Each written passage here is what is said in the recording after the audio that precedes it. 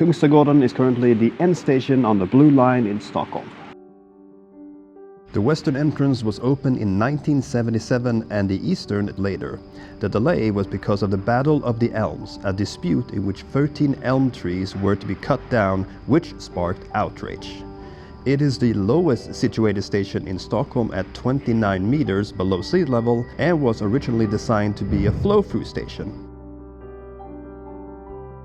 But in 2030, the extension to the southeast is planned to be completed.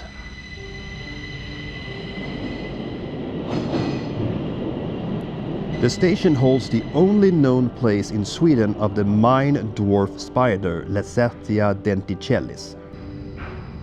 The artistic decorations were made by Ulrik Samuelsson, inspired by the palaces in the area.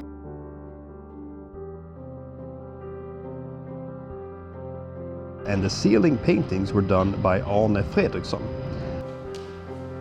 The warrior god used to be on the roof of the House of Nobility, and along the walls are 50 mascarons. So Kungsträdgården sure is worth a visit.